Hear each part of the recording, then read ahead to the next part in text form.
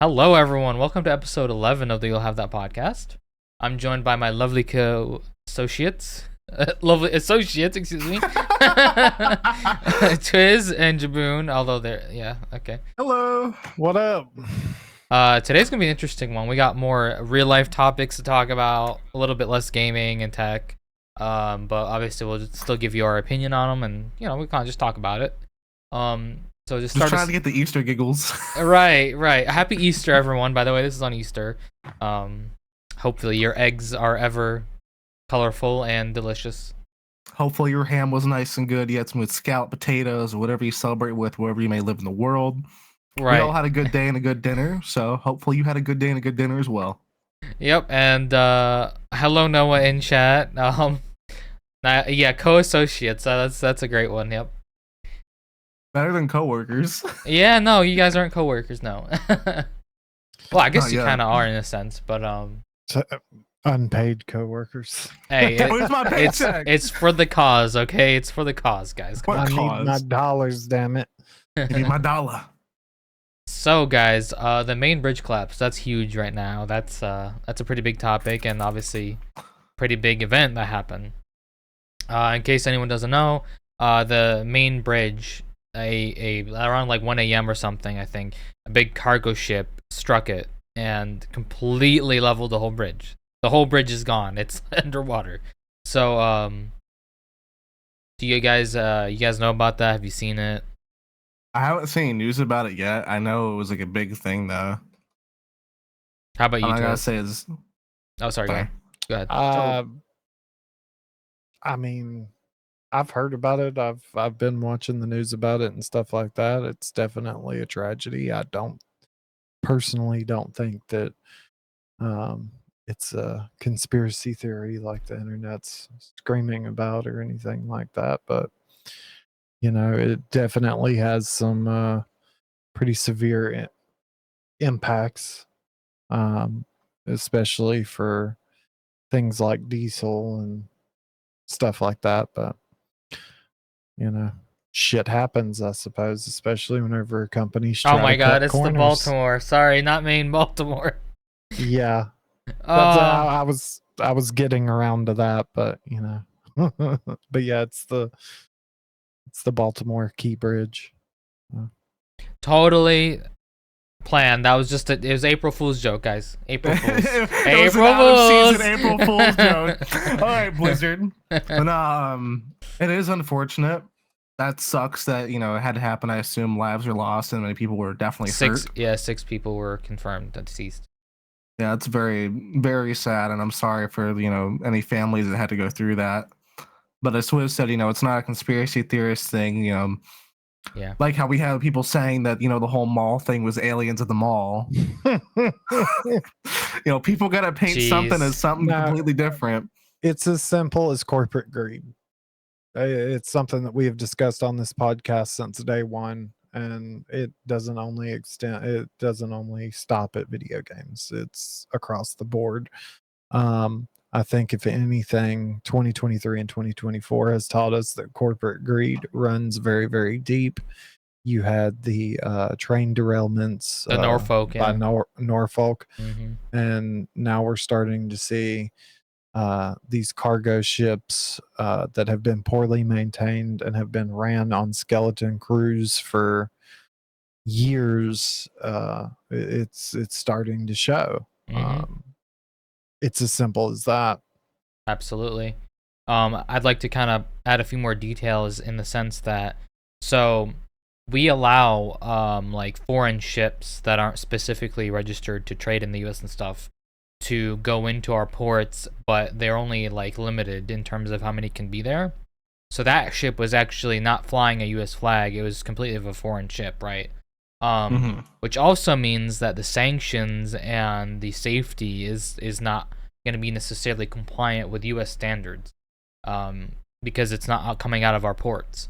So when Twiz says it's ran on a low budget, I mean, you literally are on a very, very, very, very low budget.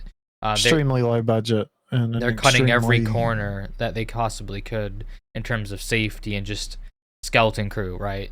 As Twiz said. So I guess this it kind of teaches us in a sense, just like the Norfolk in this incident, is that cutting so many corners, you're now putting a lot of people's lives liable here, and we obviously unfortunately saw that with the people that perished from that. And can you imagine how much worse this would have been had it not been at 1 in the morning and like during rush hour, during peak traffic? Can you imagine how much worse this would have been? Right. It just sucks, man. Like, so many lives get thrown away over just like a couple, couple $1,000s. And Yep. it's like I said, it's not just video games or the video game industry where this happens, where, a lot of people's hard work or their lives or just efforts are just, down the drain, all because of corporate greed. And Exactly. I think that's a main reason why we have to talk about these kind of things. If we don't, then it's just going to keep happening more and more every day. Very, very, It's absolutely true. Yeah. it's a tragedy, man. It sucks that these things happen. It really does. Yeah, and you can so obviously I don't know if you guys know this, but the big cargo ships and stuff like that, they have something akin to a black box on an airplane. So the NTSB is reviewing all that, and they're going to do a full investigation, et cetera, et cetera. But besides the whole economic kind of question that looms because that bridge is completely gone, like Twist said, rising diesel prices and whatnot, because that is no longer a usable transport route currently right now. Besides that, what does this mean for foreign ships that are going to be coming into our ports now? Or are we going to start sanctioning or imposing safety requirements that we didn't before, so we can avoid another incident potentially like this? Because we can't just sweep this under the rug and be like, oh well, it happened once, it probably won't happen again, right? We absolutely shouldn't, in my opinion.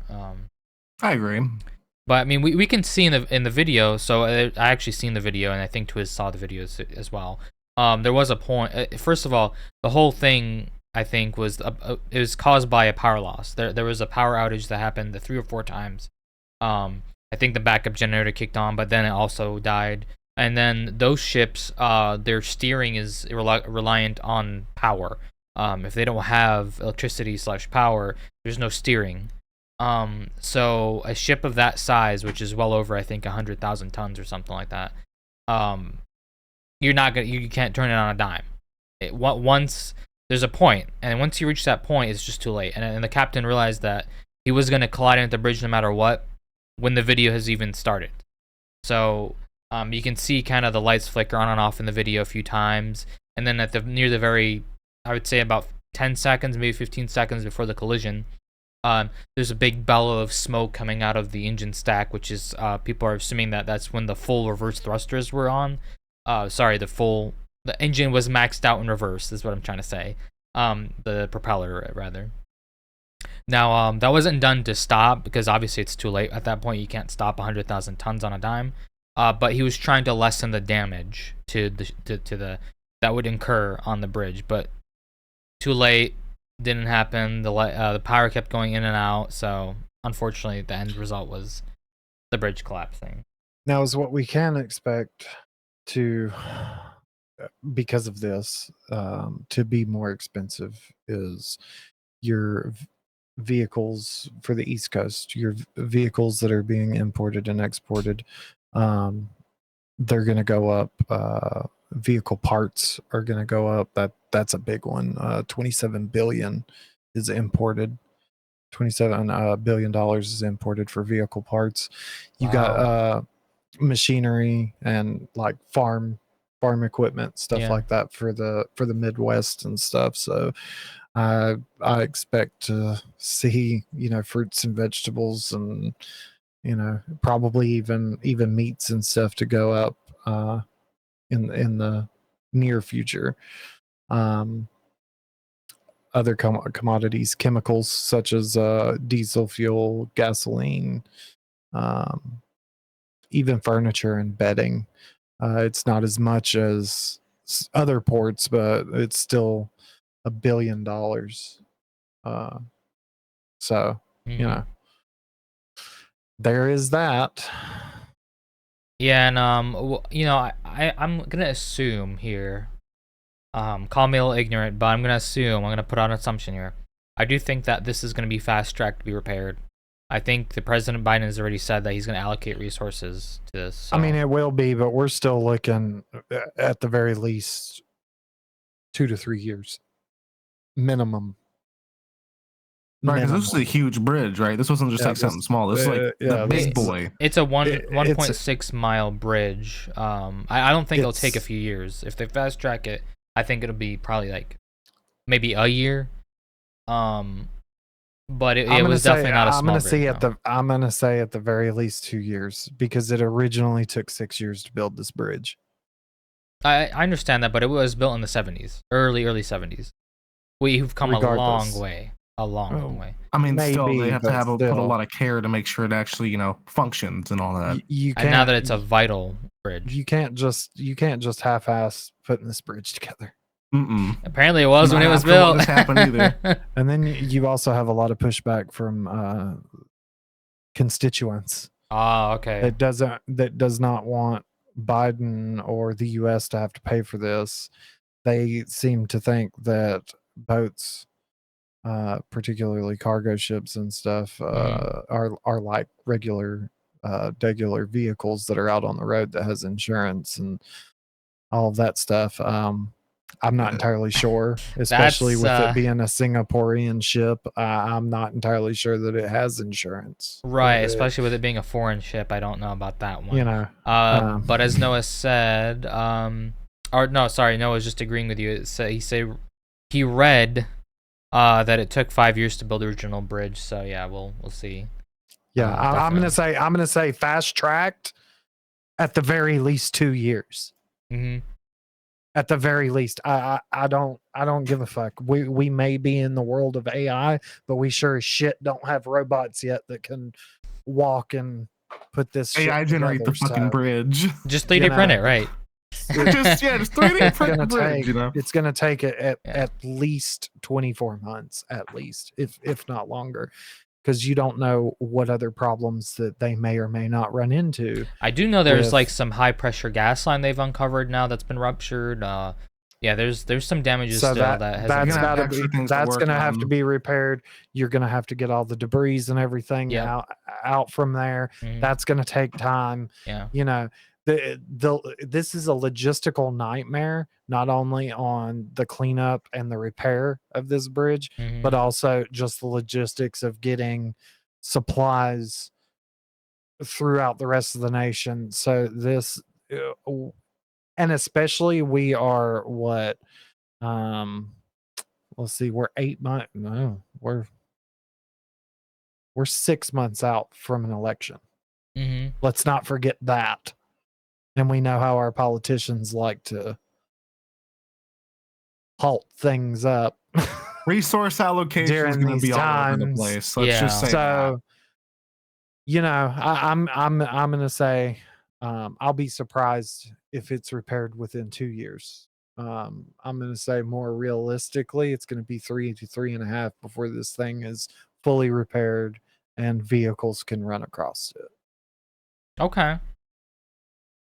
That is fair. Jaboom, what do you think? How long do you think this will take? Well, if it took 5 years to build the original bridge, and I would assume they probably want to do this whole thing from scratch, even if there's things that could still be saved from it. That's what I would do personally. That way you can, make sure shit's actually, stable. Yeah. Oh, there's not a piece on it that can be used, because if you want, they got to start off completely from scratch anyways. Yeah, so that's at least, I think it's gonna take, given like how Twiz said we have the election coming up and who knows what could happen after the election. I think 2 years is very generous. If they can get it done that time, that'd be great. But I think that's going to at least be about probably the original time they took to build the bridge, in my opinion. 5 years, okay. I think it's going to take 5 years unless we actually have enough resources to just focus on purely that. Yeah. Which, I mean, the cargo ship came in like Miley Cyrus, like a fucking wrecking ball. I mean, yeah. So let me ask you guys this. Instead of making a banger on the tracks, made a banger on the bridge. Yeah, right. Well, let me ask you guys this. Do you think this is going to be more of a political slash... political... Well, hold on. Let me finish. do you think it's gonna be more of a politically fueled thing, or is this a logistical thing? It's gonna be both, but I think mainly political. it's Political? definitely gonna be in the political handbag of the two geriatric raisins that are running to lead this country. Fair enough. Fair Um, enough. Alrighty. Let's see. Time will tell, I guess. You know, I'm pretty sure the Orange Man's gonna come out with looking like this. I know how to build bridges and da da da da da, and I've built many things. That's probably what he'll run on. Mark my words. I mean, hey, if we could see him like actually building the bridge day by day, I'd pay to see that. No, I'd pay to see that too, but I don't think would pay we're to see see that. that man and like you know. He's real good at cutting corners and having things built and then not paying the workers to build it. Just saying. Mm-hmm. Well, hopefully, you know, like I said, hopefully, you know, maybe we'll get it done in that 2 years. But again, I doubt it personally. Again, very tragic situation. Absolutely, yeah. You know, just very tragic from, you know, for the people that have to go and rebuild it, for the families and the people that were lost in the accident, and for the cargo workers, and just for the, you know, people that use the bridge day to day in general. I assume that was a very big travel point. Luckily, the crew of the ship, there were no one was harmed. Yeah, it looked like the bridge kind of fell on the cargo crates. It didn't look like it actually hit the bridge or anything. The front of the ship and what was up front. I don't from what I read, none of the crew members were injured. Mm-hmm. Is what's sad is the lives that it took that were. Can you imagine how frightening that would be to just be driving in the middle of the night and all of a sudden your next? I don't want to imagine it. Your next thing is just water rushing in. That's frightening. This is why I hate driving across bridges. I'm okay. I'm okay with driving across bridges. I prefer to drive through a tunnel. Mountain tunnel. Or Than over a bridge. Fair enough. I'm good. At least you don't expect if something happens with a mountain tunnel, like multi-story parking structures creep my shit out too. Oh really? Oh, I'm used to that. That's fine with me. You may be used to it, but you know, hell, my neck of the woods down south in North Carolina, Cherokee's parking structure collapsed. 6 stories straight down. I'm good. Oh wow. They cut them corners and them parking structures in the south, man. Well, I don't trust none of it, and those things had only been built for 3 years. Oh wow. So the concrete didn't even set yet. I'm good. Pretty much. No concrete set. Dang. Good on all that. Well, we need some quality control. We need it, right? We do need that. So on some more depressing news, King Charles has been diagnosed with pancreatic cancer and was given 2 years to live. Now I know that's old news.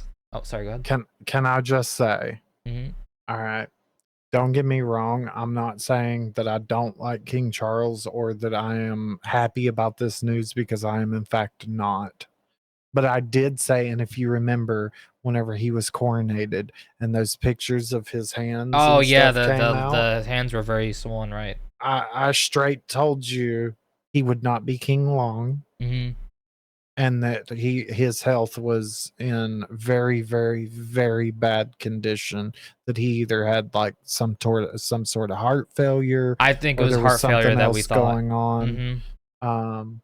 Well, I had said either that or something else is going on, because he's retaining a lot of water.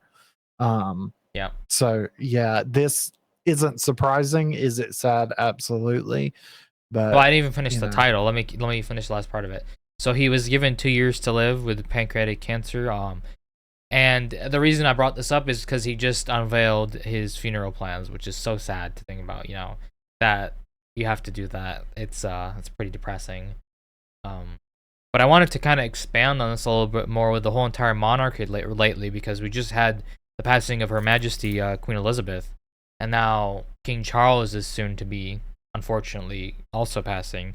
So the royal family here is having a kind of a string now of losses of the elder patriarch or monarch, excuse me. Exactly, and you hit the nail on the head, elder. All right, look, this is why the American people are screaming term limits as well, and that you shouldn't be fucking 75 years old and being a president or, you know, Well, the a king. monarchy is very different from what our presidency and stuff is. Yes, It's very I different. get it, but you know, yes, it's sad that he's going through this. I wish him all the best, but he is not a young man. Of course, right. He is 75 years old, and Well, his 75 doctors, isn't like horrible. his doctors should have known that there was some shit up whenever his fucking hands were swollen to the size of sausages. All right. Period. Whenever you walk Well, in, maybe and they did. and your hand is like this, and it's blood red, looking like a bratwurst. Like, come on, bruh. Really? Wow. Wow. I don't mean to laugh. I'm sorry. That's just. Yeah. I mean, there's no better way to word it, I guess. It's unfortunate, but true. I don't mean. I guess I'll kind of talk about it too. I mean, I didn't know, King Charles too much, but it's unfortunate that. All right, you guys have continue with that topic. I will be right back. I mean, it's unfortunate that he's sitting there and having to, plan out his funeral before he's even already he has to plan out his funeral. That already is terrible. But Well, I mean, whenever I got diagnosed with lymphatic cancer, what do you think I was doing? I mean, I do the same, but I don't know. Just the thought of it. It's just the thought of it. Sad. I'm not a huge public figure or anything, so I'm not going to be sitting there, releasing it to the public or anything. But yeah, I mean, that's just something that you do when you get news like that. It's the responsible thing to do, I suppose. But yeah, I truly wish him the best. I don't wish cancer on anybody. I think that it's a horrible, horrible disease, and that if even a fraction of the money that multiple countries put in towards taxes and other stuff were allocated to actual research and things of that nature, maybe we wouldn't be in this sort of predicament, right, with so many people. I mean, and the whole reason why I kind of went off on the doctors is because I went for 2 years knowing there was something wrong with me, telling my doctors that there was something wrong with me, and they weren't doing the adequate testing. So, well, this could also be something in the sense that maybe they knew, but they didn't want to have this information go out right, so close to his coronation, to kind of damper the overall mood and atmosphere of what's supposed to be more of a somber, joyous event. It's supposed to be like recognizing that the queen has passed, and then the monarchy continues, and there's a king now. So long live the king. But at the same time, that would have been, he knew. He decided not to tell anyone because he wanted to be king so badly. Because his doctors can't come out and tell the public. Right. I don't know if I'd make it to be out that like selfish per se, but it could be. I don't know. We don't know. We don't know. There's a number of things. I mean, hopefully, if the doctors, if it was something like the doctors, maybe messed something up. Hopefully, this whole thing, kind of at least, get us some better treatment, or figure stuff out better for doctors in general. But so, who do we think is next King in Charles. line in the monarchy? Well, it would have been. Is it Prince? Wouldn't it have been Henry? Prince Henry, yeah. What, Prince Harry? Prince is. I don't think. Let me see. Hold on. Or Harry? I don't know. So it's Prince William is next in line. Okay. Yeah, I don't know much. They both look like some interesting figures. That's all I'm gonna say. Yeah, I never really heard about Prince William, to be quite honest. Well, that's because the other one's kind of like, he's with what's her name, and Kate Middleton? Excommunicated. Oh. Excommunicated. Prince William doesn't let Kate. Okay, well, yeah, it looks like Prince William. Oh, Prince William's the one with the bald spot on the head. Like, wow. Okay, let's moving on. okay, yeah. Moving Anyway. Anyway, Cannot with you. Which, by the way, his wife has just been diagnosed with cancer as well. I know, but that is so moving sad. on. That is very sad. It seems like they can't catch a break in the royal family. It's unfortunate. I hate to Very say it, sad. and it sounds fucked up, but it does seem like it's running in the family right now. Very insensitive for me to say, but Sometimes I hope all the I best wish for I him. could throw things at you. So, in other light, as Twiz wants to accelerate that transition to such a topic, McDonald's has its first AI restaurant. Oh boy. What? Yeah, we're ushering in the age of AI. And I hope it burns it to the ground. Dog, So, we've already seen NFT restaurants. What the fuck?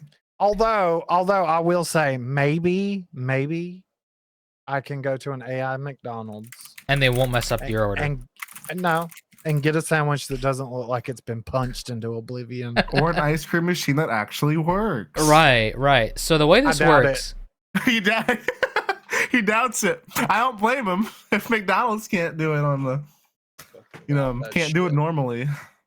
so the way this works is essentially the person cooking the food is the robot. They still have, I think, a few employees that monitor the robots.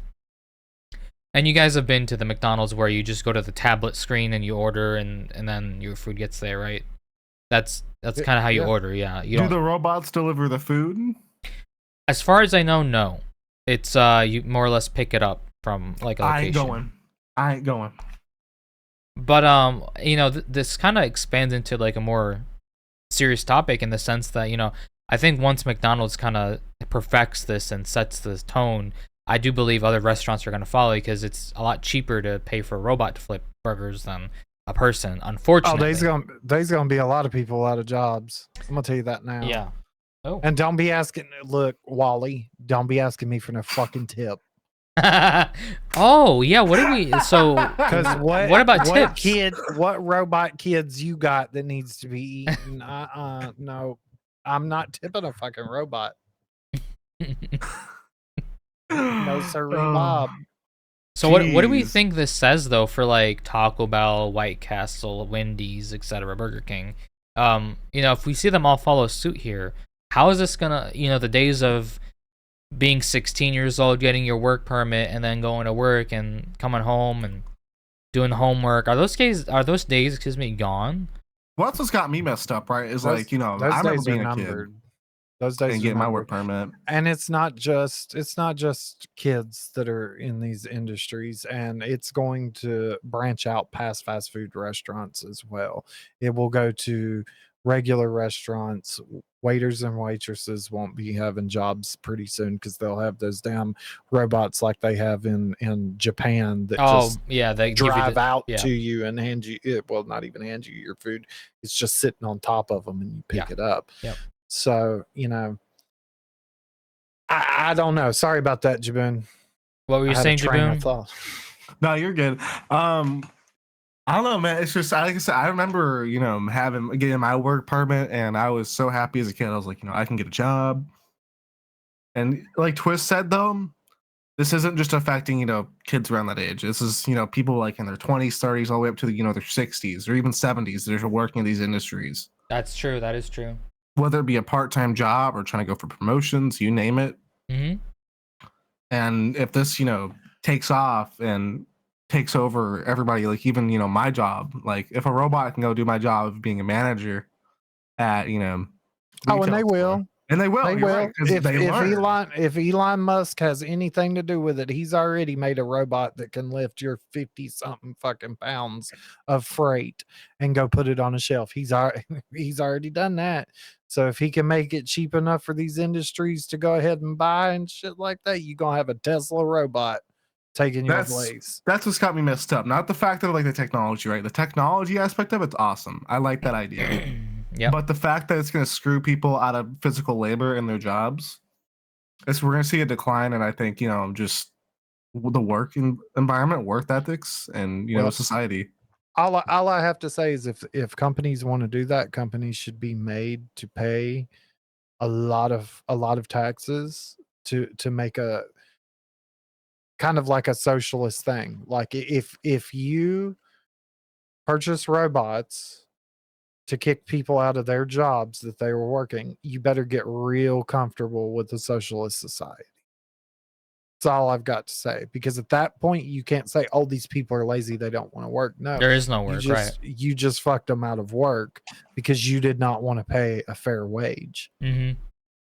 Well, not to mention, So, robots don't call out sick. Robots don't need vacation, right? They don't need overtime pay.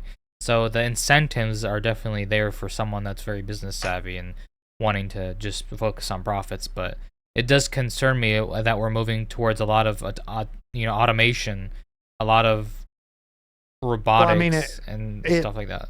it definitely started with over the phone customer service. I mean, you got to think it takes you 15, 20 minutes normally to get an actual human on the Yep. line. And 9 times out of 10, a lot of these places, their little robot on the phone is telling you, well, I can help you No, Yep. you cannot. with certain things. Just tell me what you need. And a lot of that is a lot of minor things is deferred to these robots, which already kicked, thousands of people out of their jobs. Yep. So, I mean, shit, I can't even call the post office anymore and get an actual person on the line these days for an issue I'm having with the package. And if I do, it's because I have to sit there for almost like an hour or two and raise hell about it. Yep. Keep fighting with the robot until it's like, okay, I don't know how to help you. I'm connecting you to a live, Exactly. I mean, yeah. okay, so Noah just said something that most people say. And yeah, you're probably right for an American company, but if you look up the wages in any other country, we are the lowest. We are one of the lowest on the totem poles, as far as first world countries. Now, if you look up India or something like that, then yeah, it's going to be much cheaper to pay people. But if you look up, Canada, the UK, anything like that, they've been Mhm. getting $20 an hour for years and years, decades, actually, and they have a shorter work week. They have more time, more paid time leave. They Mhm. have whenever you Holiday have and a stuff. baby, Yeah. no, whenever you have a baby, the paternity leave, Oh stuff yeah, like yeah. that, Mhm. that we do not have. And yes, America, right? American companies don't want to pay that because American companies have been under this capitalistic umbrella that, the almighty dollar has ran everything. And if you're rich, you can do this. Whereas if you're poor, you can't. And yeah, you're right. In America, that's the drive for that. But I do think that there's going to be a serious problem here because our government runs off of taxes that the American people pay in from their jobs. If you're deleting all of these jobs, you're deleting a significant portion of taxes. It's a very So good point. Yeah. I have a feeling that either these companies are going to be paying a hell of a lot in taxes, or our politicians will probably start putting in sanctions, and which I don't know. I really don't know which is going to be the correct path to go down, because as we've seen in the past, you know, companies typically, once they're being charged too much here in this country, they will move their businesses to other countries and operate from there. So, That's a very good point. Yeah, the exportation of jobs or whatever they call it. right. That's a huge thing in terms of the tech industry specifically because you can offsite a lot of the tech stuff. A lot of your software you can offsite to India, for example. Well, that's Specifically just with like customer service call centers. there you go, that too exactly. I know a lot of car industries, car companies, excuse me. Their whole entire software department is offsite. It's in like India or something. And then the American side is a significantly smaller team that all they do is just check the code over. Now this does have its issues. Don't get me wrong. This is not foolproof. This is not like right now. It's not. I wouldn't say the future per se. Because there's a lot of hiccups, a lot of issues in terms of quality assurance. Just not under barriers in terms of understanding, stuff like that. So I would say within the next 10 years, I'm worried where this will be, because this is only going to get more and more refined because the incentives for the companies are there. The savings on hiring these people that are a lot cheaper than the U.S. rates. It saves them all that money for them to put into R&D to get this perfected. Not only that, we're also starting to see the deletion of skilled labor jobs as well. Exactly, dude. You've got these companies that can now 3D print houses. Yeah. Like straight up takes a crew of 2 instead of a crew of 30. Right. All right. Right. That's a lot of jobs getting gone. And I hear on both sides of the aisle, Republicans and Democrats, talking about how skilled we need skilled laborers and this and that and the other and blah blah blah. Okay, well, you have them, but you need to pay them a livable wage. Right. Especially for their craft. Okay, especially for their craft. And we saw it, stagnate for years and years and years, and then all of a sudden, now they're starting to mess around with being able to 3D print houses and buildings and stuff like that. And that's very worrisome too, because at the end of the day, what's going to happen to the middle class? What's going to happen to these families that can't afford, certain people that can't afford to go to college to get these, expensive degrees, to work in these industries? What's going to happen to them? I mean, even then, it's already technically illegal to be homeless in America. So it's we're looking at scary times. And trust, I love tech. I love talking about tech. I love everything about tech if it's in the betterment of my fellow human being. But whenever you're talking about taking jobs away from people, taking away people's livelihoods in the name of profits, when we've talked about it a lot on the podcast ever since this podcast's inception, is we are seeing record profits from all of these companies,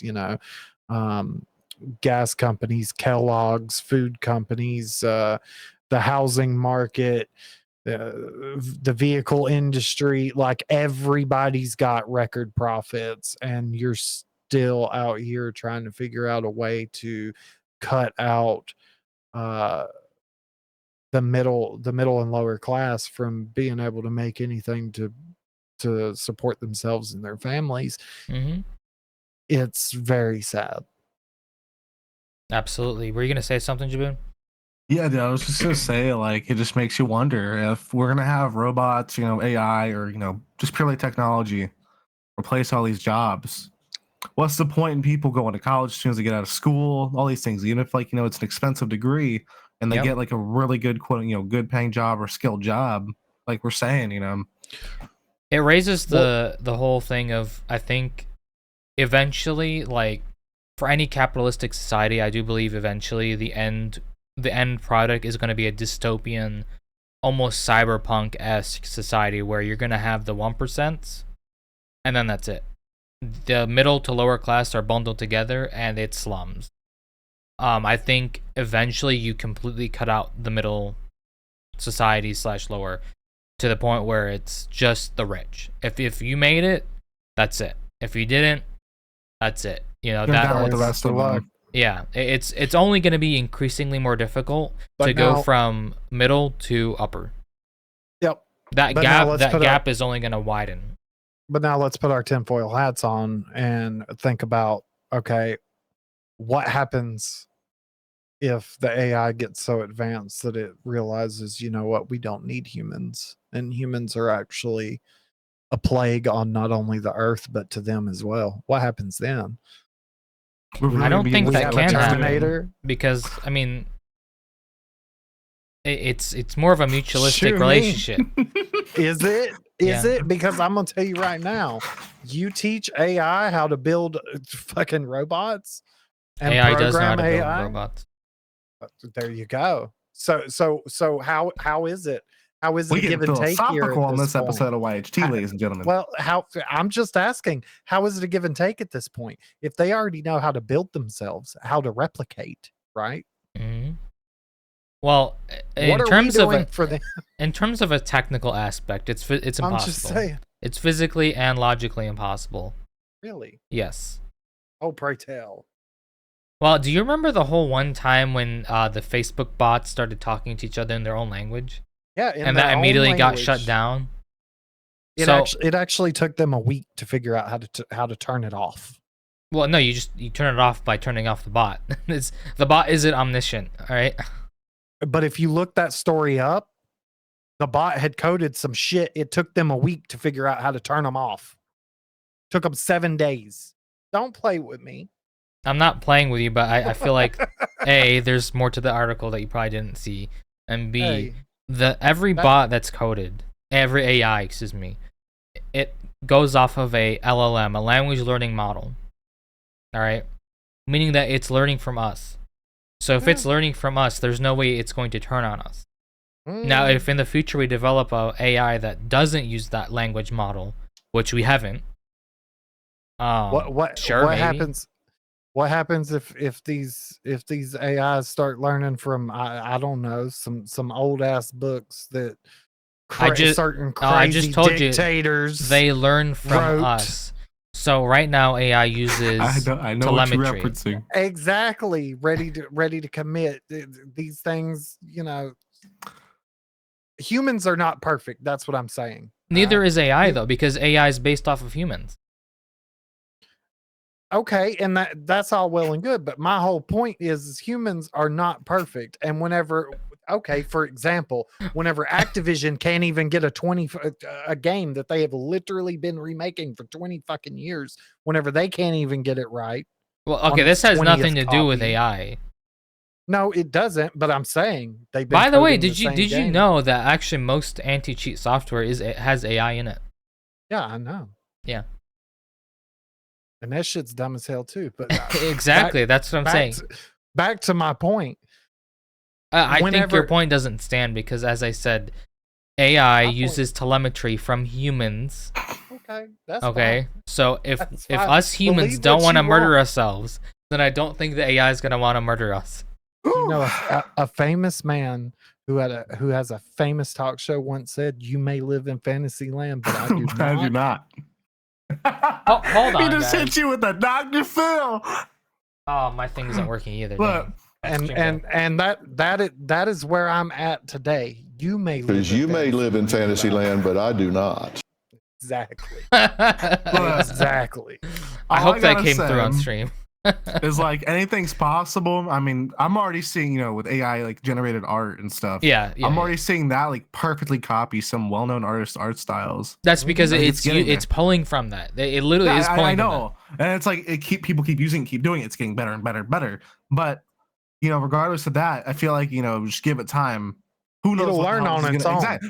What the hell is it gonna do? Exactly. You don't know. There's a lot of safety in place. I think there's a plethora. Exactly. There are human psychos that can have access to this programming. But there isn't. A psycho isn't going to randomly program an AI that's more sophisticated than multi-billion-dollar AI projects. You never, ever know. You never know. By the way, how's it going now? Welcome to the podcast. Al. Oh, this. I thought it was Noah. I'm sorry. What's up, Al? How's it going? If we do get to that point where a psycho gets into this and starts programming like a little backdoor and stuff, I think hopefully someone would notice. I'm pretty sure someone would notice. I'm telling you, these language learning based AI models, just like somebody at Norfolk should have noticed that train was going to be derailed in Ohio. Okay. Hey, Okay. I think a lot of corners Okay. were cut in multiple regards. You're losing. You are losing the argument, sir. All I just look. I just hope we don't see Black Ops 2 campaign IRL in 2025 with this AI shit. That's all I'm saying.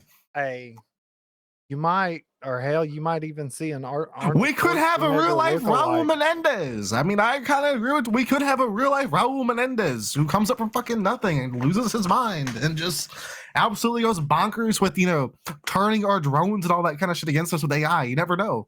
Well, okay. Here's a tinfoil hat, like little kind of thought experiment. Hold on one sec. All right, let's go. Playing off of what Al said, would we ever notice this until it's too late? Because wouldn't the AI not want to make it known until it's too late? Well, yeah, exactly. That's how they would So act we all wouldn't casual. even notice until that's it. It's it's that. But how But it's how still is the that a good possibility thing? of it could happen though. I'm not Exactly. How is that a good thing? I'm not saying it's a good thing or not, but what I am saying is if there is this possibility, I don't think we would know until it's too late. I mean, touche, but I mean, still, it. Just like we wouldn't know that we were going to get hit with an EMP until it's too late. What do you mean? Completely and utterly different. So you're talking about an it's artificial still an intelligence. unfortunate It's still going to be a outcome. shitty situation. I mean, of course. With no toilet paper. I agree, but I think with an artificial intelligence, you're implying that it's smarter than humans. So we wouldn't know. With an EMP, if you physically see an EMP, you're gonna know, oh, hey, there's an EMP. With an AI, you're not gonna know. This computer that I'm on right now can do shit that my brain faster than my brain can. So yeah, technically it is smart. Did you hear about the Neuralink little thing? I'm good on all that. I'm not a very religious person, but if I was, I'd be screaming that that's the mark of the beast. I mean, look, I can't. I wouldn't want that either. They're asking AI. Elon warned us already. Exactly. My Elon's gonna be behind it, bro. Elon, the dude that literally makes this shit, has been warning us and has literally went to Congress and told them that they need to take their foot off the gas pedal and press the brake a little bit before they mess up and get this shit all kinds of twisted. So don't. Well, I think definitely this is something that we should have a close scrutiny on, sanctions, maybe like procedures and rules on AI and stuff like that. I agree, but as of right now, we don't. I see. And that's the scary part about the whole thing. Just need this stuff to be or stop being so available to the public. I think that's another big issue. Is I think a lot of AI. Exactly, Al. Right. I mean, my issue with AI is I feel like a lot of it, don't know, it's a great thing, but I think a lot of it's way too available to, people who probably shouldn't have it and will use it for malicious intent, which there's no real way you can limit it, but and not only that. Okay, so we are still multiple different countries, and a lot of these countries don't jive with the other countries. So what's to say, and this is why we put the US put tariffs on Nvidia to stop sending certain GPUs to China for AI. What's to say that one of these countries that AI, right, yeah. other AIs. So, I mean, so guys, what's to say that one of these hostile countries don't create some sort of AI or robot or whatever and have it invade another country, for example? Cyber warfare, yeah, it is a right. thing. Yeah, Exactly. I mean, shoot, guys, you remember when we had that? We were talking about on that. What was it? I think a few episodes ago, the guy that was working for government service or whatever in a different country and had the AI fake pretty much an entire conference call. Oh yeah. Think about that too. Yeah. Yeah, exactly. We're getting to the point where it's that good. It's scary. Literally, Yeah. it's so good that they were able to replicate these people's faces and their voices over a conference call and steal millions of dollars. Do not tell me that one bad actor can't cause a lot of fucking damage with this technology. No one said they can't. I'm just saying solely AI, I think, still has a bit to go before it's rogue. Don't try to play our viewers to the left. Anyways, moving on. Let's see. Well, I'm just gonna add this little tidbit in. So Suicide Squad first season 1, which a lot of people were saying is the season to make it or break it.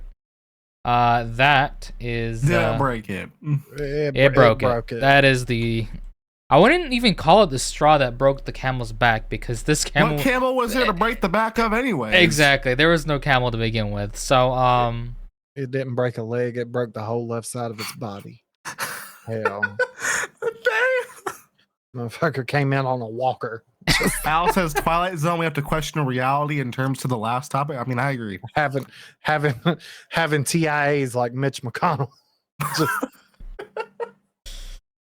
yeah. So they added the Joker. So I know Twiz, you're a big fan of the Joker. Is he I am, if done correctly. So he looks. Is it Jared Leto? He looks a little funky. He's not even that bad. Sorry. He's worse than that actually. It's a little deformed, but Did they put a grill in his mouth? Not that no, they did not. The eyes are a little weird looking, but besides the point.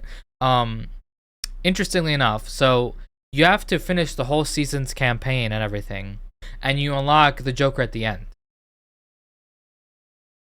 So why would you set it on fire? Set it on fire in the backyard. Why would you have a character that people want to play with, right? Kill it with fire before it lays eggs. And you'd want to wait until the very end of your content, the end of it, to give. That's just like Overwatch doing their bullshit, where they lock new characters behind the battle pass. Yeah, and again, it's a team-based game, and that's based around characters. And I'm assuming Suicide Squad was like a looter shooter, right? From what I remember, it's like and you have these characters that I would assume have different kits and different types of gear. Lock that towards already a pain in the ass game to play. It's actually worse than Overwatch because not only does it quote in the battle pass per se, it's at the end. It's at the very end of it. Like what the hell? So what happens what happens if you don't do the battle pass? Is it just gone? No, so you can outright buy him early. How much? I don't know the price, but you can outright buy it early if you want to play with him early. I'm going to Al's comment. I know it wasn't even about this, but yeah, we need to question reality because what the fuck do you mean? How is this okay? Yeah, it's crazy to me.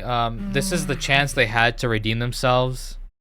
They could have came out with a banger battle pass, and people would have been like, you know what? Oh no, they flushed it. They flushed it. Oh, it's like it was a rotting corpse, and now there's nothing there even. There's not even bones. It's not even a corpse anymore. It's a turd. Yep. So a turd would be a compliment. No, it's a turd. Not even polished. Just. Al just said, hit their peak. I would not say this is a peak. This is a peak of shit. No. He's saying that they hit their peak. Before this. Yeah, I completely agree. Yeah. I don't think we're spoiled. I think is what it is the video game industry in Hollywood itself has gotten complacent and used to not used to but think that their viewers or consumers will buy anything and accept that it's dog shit and make excuses for it. Not to mention, I mean, I think a big thing is this whole harping on trying to get a new audience, right? But you're forgetting your core audience. So people are expecting everyone to follow blindly, and then you get this whole new group, right? Well, that's exactly, and you're kind of hitting the nail on the head. You're just missing it by a fraction. It still goes back to corporate greed, right? Mm-hmm. So instead of targeting their core audience that has netted them millions and millions of dollars, they're trying to target a broader audience so that they can net billions and billions of dollars. That's what it is. They're trying to target everyone instead of, hey, this game is for this person, or this movie is for this group of people, and this one is for that group of people. No, they're trying to combine all this shit, and it's just not working. It's a hodgepodge of bullshit, and I'm tired of dealing with it. Damn it. Yeah, it's just like you said. I do think it's fueled by greed, of course. Yeah, I mean, obviously, but in terms of like, I don't know what this fascination is lately with trying to push the envelope and reach these new, pulling in new people and stuff like that. Let's take Marvel for example. So Marvel had this storyline for 10 years, right? The Avengers. We had Endgame. It ended on such a high. And now they're trying to push some new bullshit that no one cares about. They're trying to start this whole entire new universe, if you will, this new story arc of very weak characters. So now on that note, I do have some opinions about that. All right. So Marvel, especially whenever they did like the Avengers and Iron Man and Doctor Strange and all of that. Yep. Those actors were god tier actors. You got some of the best actors, and you were able to put them all, in one movie. It turned into 3, but still one little franchise. Yeah. You got the best. I don't think that they'll ever be able to top that again. Well, I don't know about even topping it, but everybody fit their role so perfectly. You had Robert Downey Jr. as Iron Man. You had what the fuck's his name? That was Benedict Cumber. Oh, never mind. I don't know. Benedict Cumber. I was gonna say Benedict Cumberbatch. Isn't he Doctor Strange? Hold on, let me see. Maybe, I don't know. Imagine some that dude was good. Yeah, Benedict Cumberbatch. I was right. For which one? Doctor Strange or for Captain America? Benedict Cumberbatch is Doctor Strange. Doctor Strange is my favorite. I heard the new Roadhouse is god awful. My favorite personally was Iron Man. Love Iron Man. Well, here's the thing, right? You're right about the actors. You had what's his name as I know what you're talking about. They all fit their roles, right? Perfectly. But there's a big but. Captain America did get replaced by, and it was canon. He passed down the mantle to the dude with the wingsuit, the black guy. You know what I'm talking about? Yeah, I know who you're talking about. That was fine. That didn't feel forced. That wasn't like, oh god, here. That it made sense because it canonically made sense. They built it up. It's like, okay, he's old. Yep, get it. Okay, right. But if you cut to whenever all these movies were released, right, by the last one, the last Avengers, everybody was starting to. Yeah, I believe it was Endgame. Everybody was starting to. The internet was starting to put out there that they were tired of superhero movies and this and that and the other. I don't think so. Endgame shattered records, literally. It shattered records, yes, but after that, Black Panther, it did okay, not the greatest. People were getting tired of superhero movies, and then they really fumbled the ball with the Thor. Love and Thunder. Love and Thunder, yeah. The best part of that movie was the screaming goats. That was it. Yeah, I didn't particularly like that either. But I'm gonna just add one thing. I actually think it's because these people, you and me, Jaboon, early 2000s is when we grew up with these superheroes, and that was our childhood. We had something to reference, and they're trying to grab a new audience with the whole new arc and stuff. Yeah, Al, honestly, for real. But you don't. He's right. They're trying. He's right. Yeah, he is right. I know. They're trying to push this whole new story and get these new superheroes and stuff, but there's nothing to gravitate towards for me and you, people like us that grew up on. We grew up on Batman. We grew up on Iron Man, Captain America, all those. That's what we grew up on. No, he didn't. No, he didn't. Bruh. Oh, Bruh. damn, Al. We need Al as a guest. As a guest. Dude, that was a good that one. was For savage, those bro. listening on Spotify, Al typed in chat, the best acting I've seen lately was them on strike. That's a cold line. That's a good one. Damn, that is a good one. With the new, you had them try to do Eternals and stuff like that at Marvel. Yeah, the whole Eternals is what they're pushing. That right. was god awful. I'm sorry, that was terrible. The problem is just I think with these new cast characters and these new things that they try to do, they're just not relatable in any way. No. It's not well fleshed out. There's not, good backstory, anything like that. And, they make it out like, oh, it's something that they've been trying to write for a while or do for a while, but the writing's not there. Exactly. To be honest with you, the ones that are doing it the best right now, in my opinion, is don't say HBO DC. Max. Okay, I was about to say. HBO HBO Max. Oh, you mean with HBO this Max, releasing like okay, yeah. their releases have been pretty fucking good. They've been some bangers. Now Yeah. Netflix with its live action version of Avatar, from what I'm hearing, and I've been trying to get you to watch it with me, but somebody has been procrastinating. But from what I've heard is that it's actually really, really, really fucking good. Now, don't get it confused with the live action movie. I'm talking That about didn't the happen. series.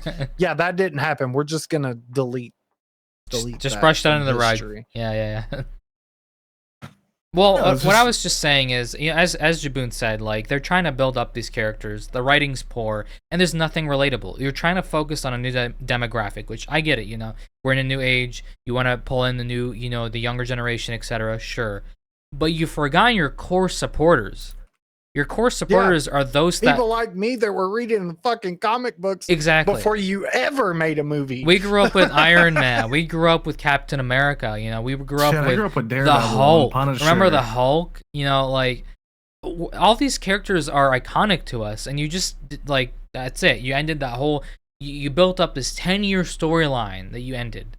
Well, of course your movies are gonna be flopping right now, and your viewership's gonna be at all-time low. You can't just completely forget about almost 90% of your viewer base. No, that's not how it works. It's a shame. To me, it's absolutely a shame. It really I completely is. agree. That's why I think Marvel's peaks when they started doing those spin-offs on Netflix, man. I think that was like the peak of Marvel for me, at least. Because you had that really good Daredevil spin-off, you had that not so bad Punisher spin-off, and you had you had Jessica Jones, and you had what's the name of the guy who has like he's like the, you know, the black guy with like the superpowers where, you know, you can't get, you know, oh fuck, I know who you're talking about. Luke Cage. Every one of them was good except for Iron Fist, which Iron Fist was but like they were branching out and going back towards the old things and fleshing them out more, and I liked that. I liked that they were, you know, they weren't afraid to take that risk, and it paid off. Yeah, absolutely. Like I said, the Daredevil series was great. I love the Daredevil's adaptation. That was really good. I don't think there's any way they could have done that better, aside from, you know, continue it. But, you know, right. Not going to happen. But, you know, I mean, I think there is something in the works, but knowing Marvel's track record lately, I don't think it's going to be good. But nah, just if y'all are going to write something new. I wouldn't say that. I would not say that. I wouldn't sit in a pessimistic view. Always give something new its fair shake and its fair opportunities.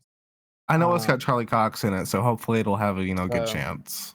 You know, but on to other things, as one of my favorite cartoon characters says that, you know, it's kind of funny and also grinds my gears, is Call of Duty's cheating problem. Hey guys, we're having a rehash of the topic that we talk about every time. Just kidding. You know what really grinds my gears? Call of Duty's anti-cheat system. Well, its anti-cheat system is non-existent. Right. But there was a pay-to-cheat program, so a paid cheat, that a ton of Call of Duty players used, right? And in fact, so many users of this complained that it actually made headlines. This cheat was infected with a malware that tried to hack, or did hack, people's personal information and their Bitcoin wallets. So, if you guys didn't know, a lot of these well, not a lot, but some of these cheats operate based on paying with Bitcoin. So they don't accept direct, like PayPal or Visa, MasterCard, and stuff. He said, "I'm playing right now. It's unenjoyable." Yeah. But no. But yeah. So, and there's so many of these cheaters, and I'll let you talk in a sec, Wiz. Let me just finish this thought.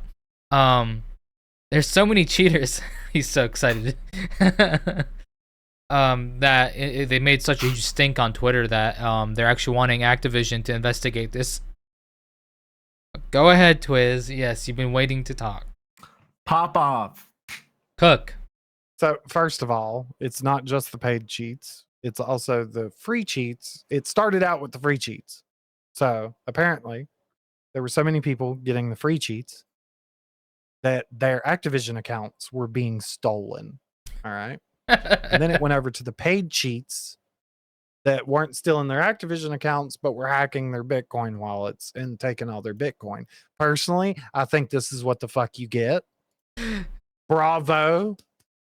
That's the the cheat funny developer. part. That's the funny part. Quit Took all of your fucking Bitcoin, you dumb fuck. How do you cheat on a game which is breaking the terms of service, and you want the developer to help you? Like it's gotten so common that they just completely forget the fact that, oh hey, I'm actually breaking the rules. It's the big streamers. It's the big streamers that are actually complaining about it. The whitelisted Oh streamers. wow, really? Yeah. So I was reading this just before the podcast. The whitelisted streamers that Call of Duty has whitelisted their accounts as non-cheaters. Okay, so hold on. Let's educate any viewers that don't know. What is a whitelisted streamer for Call of Duty? Okay, so basically, all right. So you're a streamer, right? You've got a certain amount of viewers that gives you the popularity, whatever. Yeah. A lot of these streamers are invited to the CDL, the Call of Duty League tournaments. They're also invited to Call of Duty Next, which is an every year thing. It's like their showcase. These streamers get to go and they get to play and stream the new Call of Duty game before it releases. Okay. All right. So all of these streamers are whitelisted, meaning it doesn't matter. It does not matter how many times you report them or how many people report them as cheating, because they are whitelisted, and basically Call of Duty sees them as, they're completely legit. They're not cheating, blah, blah, blah. They're never banned. They're never put into shadow ban lobbies, nothing like that. All right. Okay. So a lot of these whitelisted streamers have came out and have talked about how once all of this happened, their Bitcoin wallets had been hacked. Well, upon investigation, it's coming out that, somehow Clara put cheats Clara on their machine. And they don't know how those cheats got there and how their fucking Bitcoin She was on my wallet got computer stolen. last night, Yeah. guys. I'm gonna call this girl. Yeah. Right. So Yeah. at the end of the day, Call of Duty, yes, I'm calling you out. Fuck this. Ricochet is ass. It's complete and utter ass. It's non-existent. Burn it. Kill it with fire before it lays eggs, and just use easy anti-cheat, or one of the main anti-cheats that there is out there. Here's a tinfoil hat question. Do you think this is on purpose because there's so many people that cheat, they would lose money by actually banning the cheaters? Oh, I know it is. You've got almost, I'm going to say about 47% of the player basis on Call of Duty that are cheating. All right. That's a very specific And number. I believe that Activision, instead of actually banning these people, do nothing about it other than shadow ban, which I was gonna say, okay, here's a little tip, Activision. You want to be scummy, you want to do all that, you want to not ban them, sure, okay.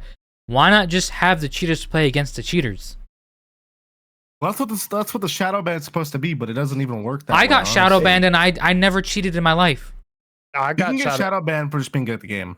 I got shadow banned and I haven't cheated, and the game that I got shadow banned on, I only went 1.11. That was it.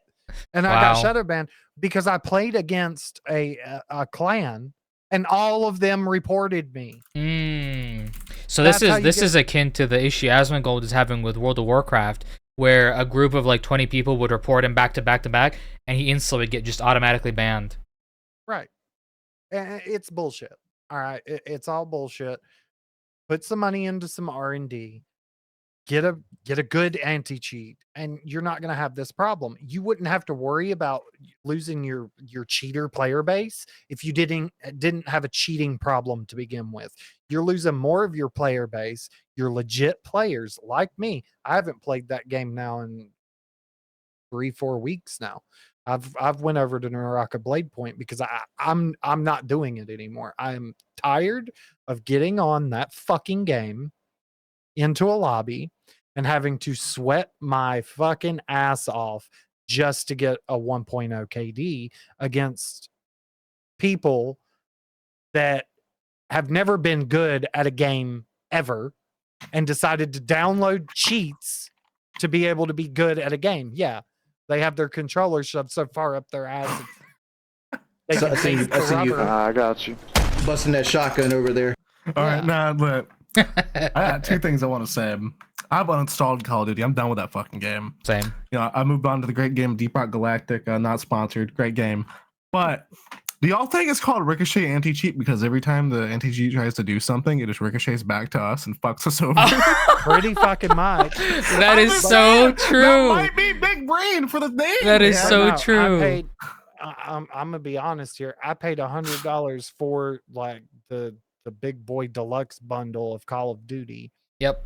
and for that I've gotten nothing but rage and have had to play with cheaters since day one. Meanwhile, I downloaded Naraka Blade Point and haven't spent a singular dollar on that game and have gotten more enjoyment out of it because they actually have an anti-cheat that works. Every single week they update the game and they send out the new list of people they have banned for cheating. I like I'm that. That's dead like Rainbow serious. Six Siege, where it shows you the banned players live on the top right side. I like that. Well, this one, it's on Steam. It's Oh, in the wow. patch notes. It's Oh. literally listed in with the patch notes at the bottom. Wow. New list of banned players. So, you know, whenever you have a free-to-play game that's doing it like that, and your ass is over here charging me $70 for the base game, $100 for the deluxe, and anywhere between $20 to $50 for a fucking skin. I thought you said it was it 50 for that one ramen skin? Yes. Oh, it's 50. Yes, okay. because you had to buy the 2 tracer packs Yeah. just to be able to get the actual operator skin. Yeah. It's a $50 skin. Really? You're gonna charge me the price of a fucking expansion, a World of Warcraft expansion, Or a one game, a whole operator game, skin. you know. For an $100 operator skin. for fucking reverse therapy is what we should call Call of Duty these days. It's the opposite of therapy. It's just sad. I remember, like, you know, back even like World at War, the anti-cheat wasn't terrible. Granted, this was like 2008. Cheats weren't as developed back then, but you still had some, you know, goofy times.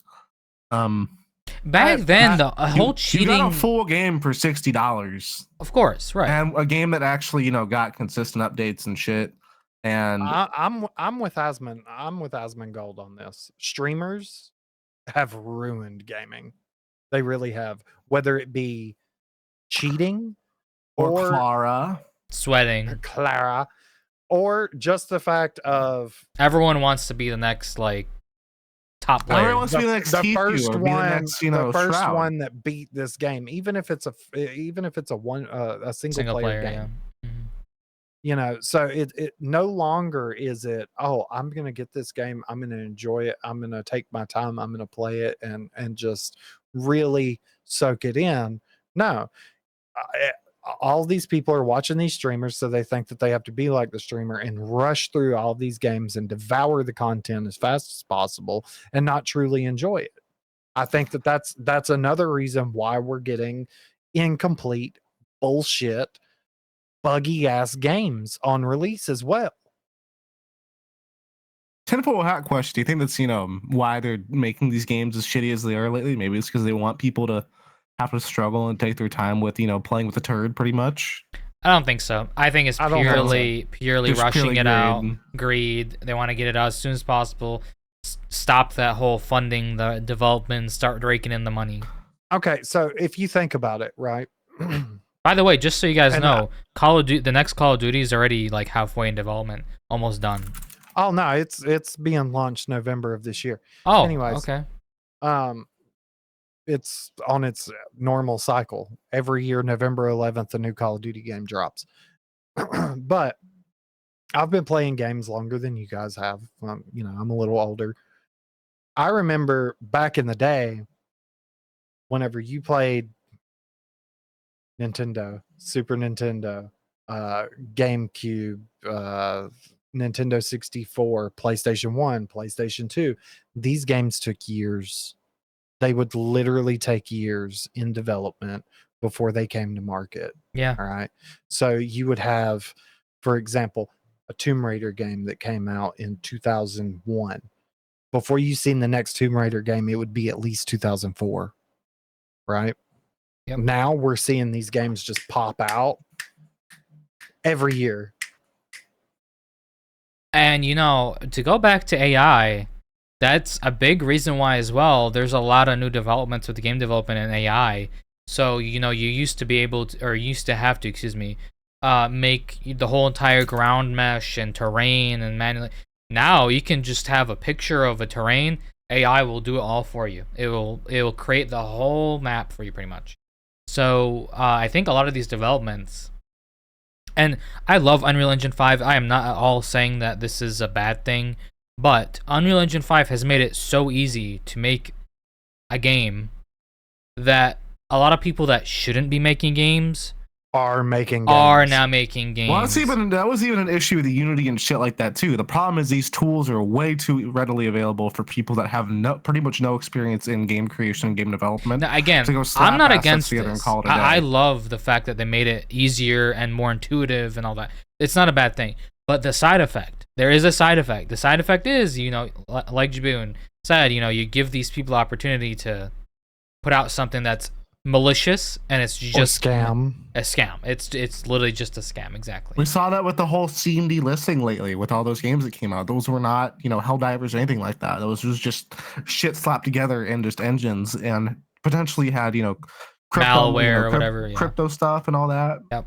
Wasn't cool. It was not cool. Sorry, What was ransomware. that game that came out that was a scam? The day before. Day before. That was an asset flip right there. So yeah. Where they had showed things that they had built in Unreal Engine 5 for so long, which I don't think a majority of them. I don't think any of it was actually original assets at all. I think it was all store-bought shit. It was all off the Which, asset store. to clarify to any game devs, there's nothing wrong with using store-bought assets. There's nothing wrong with that. The problem is when you just lazily put it all together and it's just called a day. And it's a buggy bullshit mess. Yeah, horrible. Yeah. Call it the day before and that's it. Now, on another note, and I am here for it. This gives me life. So the player base of well-known game, a game that I've played almost every single iteration of, Tekken 8. Its player base is begging for a Waffle House fight scene. Y'all gotta tell me about this. I don't know the whole Waffle House. And I'm here it's for so it. good. Look, to work at a prerequisite to work at the Waffle House is you got to be able you mean to throw like hands. Oh my! You have to be able to throw them hands, bruh. Like, so for So anyone, just having the inside of a Waffle House map, is that what it is? no, I'll explain it. I'll explain or it just in in the depth. background a Waffle House, like maybe in a Yeah. I parking would lot or so be something. for that. Yeah. Let So- me see here for it. Raina throw somebody to a fucking wall in Waffle House. Exactly. So to kind of give viewers an idea of what the Waffle House is in case you don't have it in your location, the Waffle House is like a very affordable diner that I think it's open 24/7. I might be wrong. It is. It And is. it's a huge staple in the South. Huge staple in the South. If you're kind of like Can drunk, you need to sober up, it's a really good place to get some, greasy food to help sober you up. It's very cheap, and they're open. Or if you have the munchies while you're a little stoned or, too. or if Also- you- yeah. Also, some regions use the Waffle House as how bad weather's going to be because the Waffle House doesn't close down unless the weather's going to be really, really fucking bad. Like, So it's got its benefits, Chad. Big boy It's an American hurricane. staple, to say the least. And a little bit of a meme, what started as a meme is people mentioning on Twitter the game director of Tekken 8. I forgot his name. I can, you know what? Here, I'll just Google it just so I don't be that ignorant. You gotta get it all out there. Yeah. So, Katsuhiro Harada, excuse me if I mispronounced that, just sorry. butchered that name. I think I butchered it the first time. Katsuhiro Harada. If that's it, that's it. If it's not, I apologize. A lot of people were mentioning him on Twitter, and this started as a meme. Is they wanted the Waffle House, which the pictures that were floating around was a picture of the Waffle House in the background as a fight scene in Tekken 8. And actually, it gained so much traction that Katsuhiro saw it and replied to it. And he replied to it in such a genuine, like, your stereotypical Japanese way. Like, why do you want this? no. his comment was like, I'm not sure why you guys are asking about this, but please do tell me the background story and like give me the background information about this, and we'll consider it. It's a gif of Waffle House employees fighting for their life. So I'm looking at the tweet right now. Yeah. And so some people actually legitimately wrote up a whole essay on the Waffle House and its history and all that. I can't blame them. Yeah, and then some people like did the gif like as Twiz said of throwing the metal chair at the employee, and the employee just swipes it away. Hey, I went to look. I've worked at a Waffle quick House. Story here. I went to pick up a buddy of mine that worked at a Waffle House. 2 of the customers. I got there. I come in. Waiting on him to get off of his shift. He's dealing with these 2 customers. They jumped over the damn counter on this man and tried to beat him up. Here I came back there. To help my boy. By the time we got done, we had broke a jukebox, broke a table, and bent 2 frying pans. All right. The Waffle House ain't no joke. No, yes, the Waffle House is not. Yes, the police were called and footage was reviewed. So look, all I'm saying is I can attest the shit goes down at the Waffle House. On a good day, give a little bit of Waffle House lore as well. I worked at Waffle House for a good year or so before I moved. On a good day at Waffle House, this could sound really, messed up, but on a good day, you have a couple dudes who are maybe a little high working and, making your food for you. And that's a good day. That are really, really drunk and just kind of like, giggling, having a good time. Or you have elderly people. That's another popular spot for them is the Waffle House. That's normally sort of real early in the morning, though. Yeah, but that's a good day at Waffle House. The bad days when you're trying to get off your shift, you got an hour left, and 2 dudes are throwing down behind the fucking counter when you're trying to make a waffle for your boys to get the fuck out. I wonder if there's any statistics. It's always behind the counter, by the way. It always starts behind the counter. I wonder if there's any statistics at how many registers at Waffle Houses have been broken across the nation due to fights. Right. That would be hilarious. I've never heard of a Waffle House being robbed. I swear to God. Well, it's because everything's so cheap. Well, not only that, but you picking the wrong place to rob because 9 times out of 10, 9 times out of 10, the cashier and the waitress probably have charges pending. The cook is probably a 2-time felon about to hit his 3rd strike, and the manager back there surely has some kind of peacekeeper ready to go if you come up in that. Just saying, you got. So it's fair trying to rob a bank. It's fair to say that the Waffle House would fit in the Tekken universe. I think so. This is why we need a Waffle House in Tekken 8. I think it would be a very pivotal, plot point. Please give me. Now, here's the icing on the cake, guys. Here's the icing on the cake. Ready? Katsuhiro actually said, he did reply, saying that because the Waffle House is trademarked and copyrighted and all that, right? Because it's a business. They can't do it outright, but he sent a proposal.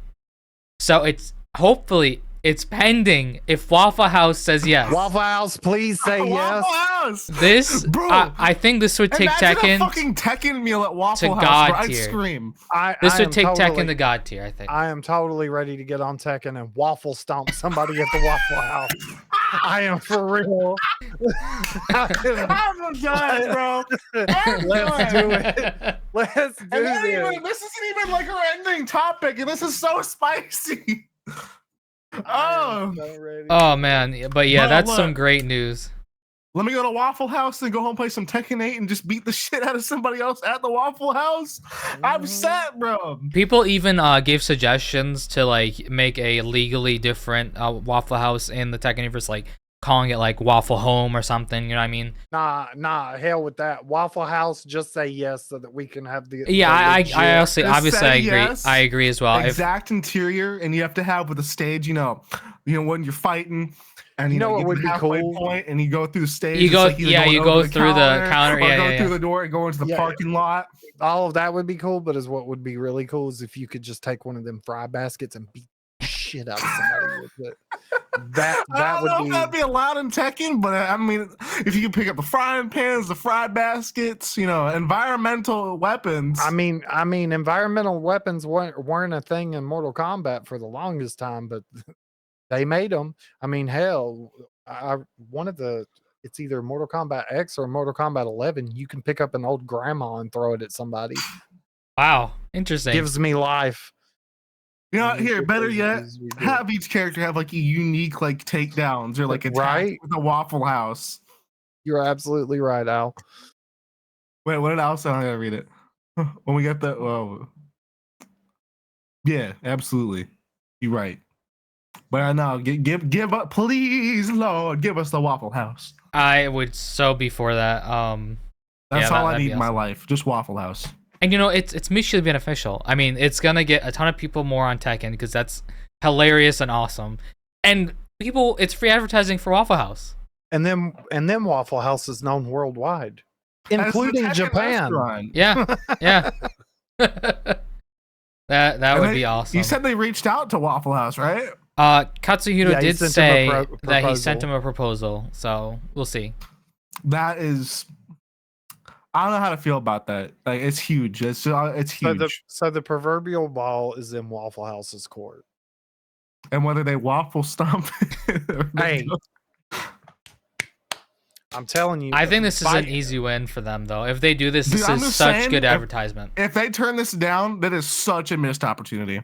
Absolutely. You will not hear about it at the end of it for like the rest of the year. And Tekken 8's been, it's been getting a lot of traction. A lot of people like it. It's been having stellar reviews. So Don't think that Waffle House's Twitter won't get blown up if they say. honestly, will. it probably already has, considering so many people were I'm asking gonna for this. check real quick while we're here. Hold on, Waffle House Twitter. I gotta check. Do they even have an actual handle? They do. Oh, Yeah, wow. they do, and they are savage. I really, really do hope that they go through with this because this would be such a fucking cool thing. That's what I'm saying. Like, this would be a collab for the ages. Like, sure, we've had like, what are some notable collabs that we've had in like the past few years? Like, actual like in-game brands and stuff. I'm trying to think, because I can't think of anything like huge. Not many that I know of. And anything that we have had's been out of like outside of the US. Like I know Genshin had that Pizza Hut collab and like, Malaysia and stuff like that. Mm-hmm. And there's also going to be a Pizza The Hut Diablo collab. burger or whatever, or Diablo meal. Diablo I think that was KFC. KFC, yeah, that was a KFC thing, yeah. Well, we also had we had the Spider-Man burger at Burger King. There was the That's not Burger game. King collab with Call of Duty, the BK Oh, thing, yeah. Oh yeah, but and that was Pizza just- Hut. There wasn't anything like special about that though. It's just you get a code for getting normal food. Well, no, I'm talking about the older one. I think the one with the outfit. Yeah. So I mean, that's like I was Yeah, saying. you got the Burger King. You got the Oh. Burger King outfit. Yeah. and- Oh, So you mean it's like like- collab as in where they like put it in the game? like like Oh. actually like putting the game in this like brand. I don't remember anything like that. That's no. like if we get something like this, it'll probably be like the biggest collab we've had in a fat minute. And out of all the things, it's Tekken with Waffle House. Yeah, right. Like there's no better story you can tell. Yeah. I just need that. I just need that in my life. That would help I me really with so do. many stressful nights. That's all I'm saying. That is But definitely. anyway, On that note, I So, think that we we can Go ahead. waffle stomp into the next topic. we sure can. So this one's a little personal, I guess, because me Makes- and Twiz have a personal kind of experience with this. Makes me want to waffle stomp my rep. So let's keep the company name anonymous and the people. We're just gonna talk about our experience. All right. So Should I talk about the experience, or do you? Want yeah, let me to? just give a very light overview, and then you can get deep into it. So basically, me, Twiz, have been getting solar panels installed on our house after a solicitor, gave us a little overview about it, and we did some digging and stuff, and we kind of ran the numbers and stuff, and we're like, okay, yeah, we should do that. That seems pretty good. And boy, do we have a little bit more in depth in terms of how things actually work, our experiences with it, and what we recommend. So, Twiz, by all means, take it from the top. So, said solicitor came to the house in October of last year. I think so, yeah. It's October of last year. Told us about the solar program and this and that and the other. And, I was already interested. We got some more details about it. We researched said company. Everything was good except one portion that a lot of people had issues with, but it is what it is. And we went from there. So the first issue that I had with them was he came out in October. We said yes the following day after doing the research and everything. The install was supposed to happen towards the end of November. That didn't happen. December rolls around. Mid-December rolls around. The end of December rolls around. And then January, the beginning of January. Finally, I give them a call and, hey, what the hell's going on? Blah, blah, blah. We get to mid-January. They're here to do the install. Okay. So they do that and the install gets done. They don't even let the city inspector know that the job is complete and he needs to come and inspect it. Meanwhile, this entire time, the solar panels are off. Finally, they get the inspector out here. Hold on, when you say the solar panels are off, you mean they're installed, but they're not activated. They're installed, but they're not generating power. All right. So they finally get the inspectors out. The building inspector comes out. No, the electrical inspector comes out first. And he's a little bit high strung, to say the least. He doesn't like a lot of things that aren't even in my control or this Well, what's the company's first control. interaction you had with him? Oh, he screamed at me. He yelled at me like I was a child, like I was his son or something. And I'm like, excuse me? Who are you talking to, sir? So he yells at me or whatever, and I'm all like, look, man, I've got nothing to do with that. I've already called the power company where I live. It was about a power line that crossed my yard over to my neighbor's house. All right. And apparently it's too low. I've told the power company about it. They said that it was fine and that if we wanted it to go up higher, then they could tell the neighbor to call an electrician and get it put up there, whatever. And I'm all like, whatever, just I'm not going to be a bad neighbor and have anybody come out of pocket for something like that. Yeah. Fuck off. So he comes out and he yells at me about that. And I'm like, yeah, no, X, Y, and Z. So he says, oh, I'm going to fine them. And I'm like, okay, sure. So he comes over and he starts to inspect the work that was done, and he starts yelling and screaming about the wiring not being secured to the wall. Meanwhile, it had 3 anchors in it going down the wall. Oh, it needs 5. Okay, fine. It needs 5 anchors. So he writes that up. He writes up the fact that we need a new meter from our power company, which the new meter can't go onto the house until the inspection is passed, because these things are done in stages. So he fells us for the meter as well. Meanwhile, that can't even be done until he passes whatever. So then he comes into the house and he's like, okay, you need a main panel upgrade. I'm like, all right. So he fells us for that.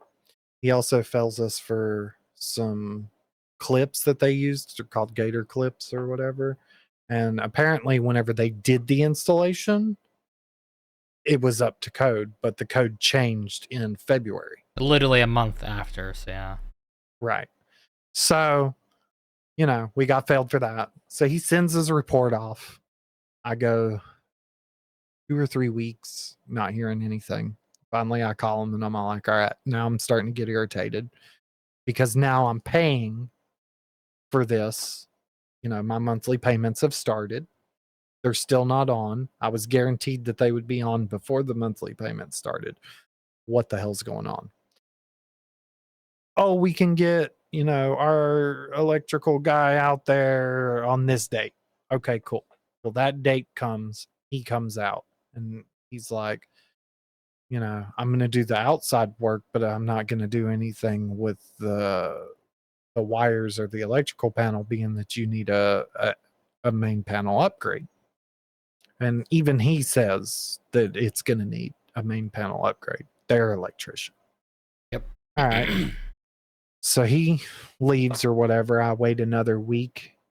I call him again, you know, and during this process, they've gotten rid of my rep.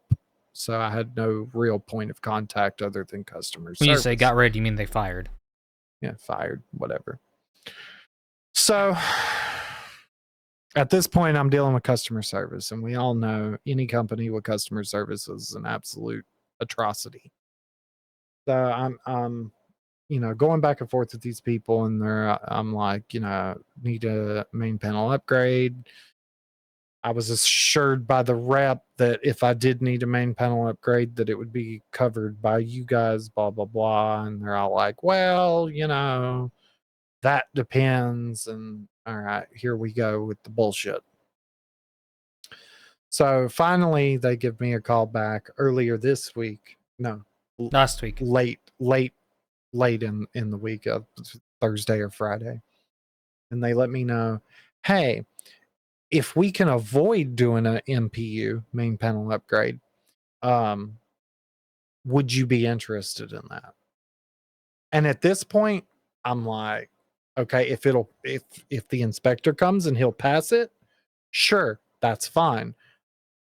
But if the inspector comes and he fails it again, you guys are paying for the MPU, period. Because that's what I was told initially. Through all of this, your rep said that it needed an MPU. The inspector said that it needed an MPU, and the electrician you sent out here said that it needed an MPU. Yeah. Well, you know, we're gonna see what we can do. Apparently, they got the original inspector removed off of our case, so I'll be dealing with a whole nother inspector. It's been kind of crazy. It really has. We'll have to see, keep you updated. But as of right now, I'm fine with the work that they did on the roof. That was done very professionally. It went smoothly. It was quick. I'm good with how they wired everything and everything outside. They came, the electrician came back out. He did exactly what the inspector wanted to be done. All of that on the outside is done. My problem is they are trying to do anything that they can to get around upgrading my main panel here at the house to cut costs for themselves. Now, mind you, I'm on the hook for $35,000 for this solar panel upgrade to my house. I'm fine with that as long as it's going to work and work the way they said that it was. Is what I'm not fine with is this company trying to cut corners. And as we said before, at the very start of this story, we're going to exclude the company's name for now. Once this is all said and done, we'll definitely, we might revise that. But for now, we're gonna wait because a lot of things are up in the air right now. We don't know exactly what's gonna happen.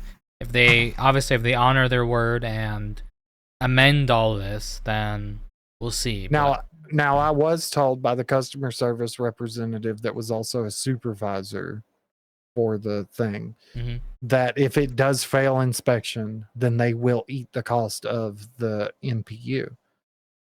Personally, in my opinion, they're not eating the cost of anything. They have charged fairly well for this solar panel thing, you know. And whenever we're not talking $35,000, we're not talking about with batteries and everything like that. We opted not to get a battery bank or anything. So For that's now, yeah. $35,000 for the solar panels and the hookup. That's what that price is. Now, granted, it's spread out over 25 years. You pay for this, so I'm not coming all out of pocket all at once, but still, That's a lot of money. Yeah. whenever you have reps going door to door to sell this, and they're sitting in your living room looking at you in the face and saying, hey, this is what it's going to be, this is what the price is going to be, and if you need this, it's bundled in with this, then that's what it should be. I should not have to be, as a customer, having to call you weekly to get the ball rolling on this, because had I not called them, I'd probably still be sitting here today without even the anchors on the outside or whatever that needed to be done on the outside even be done. So that's a little frustrating. I have read some Google reviews that people have went a year with their solar panels installed but not on because of the inspection stuff. Stuck in this And limbo, right? I'm not the one. I will be the biggest male Karen you have ever seen whenever it comes to these people, because at the end of the day, you are playing with my money. I'm paying a power bill along with a solar bill because the solar panels can't be turned on here. And I think the major moral of the story right now is, you need to be an advocate for yourself. As a customer in 2024, you absolutely need to speak up, and you need to be on top of this. And if you so much as giving them an ounce of room, they're gonna stampede over you. If you're not on the phone lighting the fire under these people's asses, you will be put on the back burner for as long as they feel like they can. Pretty much. So, I mean, yeah. At the end of the day, you definitely need to advocate for yourself. And that's not just with solar panels. It could be with anything. That is with anything. Like ISPs. I think Jaboon here has plenty of experience with his ISP problem, right? So do I. If you're paying for 1,200 megs and you're doing speed tests and it's under 700, hell, if it's under 8, you need to be calling these assholes, because most ISPs are at a 10% loss. Right? So if you're paying for 1,200 megs and it's over 10, if it's over 10% that you're losing as far as your speed test, and you're hardwired in and you know that you're doing everything correctly, you need to call them. You need to let them know, hey, you're not giving me the speeds that you're advertising, and that is false advertising. I need compensation first and foremost. Always compensation. And B, you need to come out here and correct this problem. Don't be scared that they're going to say, oh, we can't service your address, because they cannot do that. It's within your right as a consumer. Do that. You have consumer rights protecting you. I've heard a lot of people try to tell me that, and it honestly makes my blood boil whenever somebody tells me, oh, stop calling them, that you're going to get service turned off, because that is illegal for them to do. Easiest lawsuit of your life waiting to happen. It is 2024, and the price of everything is up. So don't be letting these companies dig into your pockets and take money for shit you're not even getting. Never settle for less, guys. Never. Absolutely. And we'll hell. Absolutely do. And we'll update you on this as we know. Kind of we'll add this as a tidbit here in the podcast every week. And if anything changes, we'll let you guys know and stuff like that. And maybe at the end here, when it's all resolved, I'll even do like a little video outlining the whole experience and stuff like that, to hopefully help someone else maybe that's having a similar issue and how we overcame this issue or whatever happened.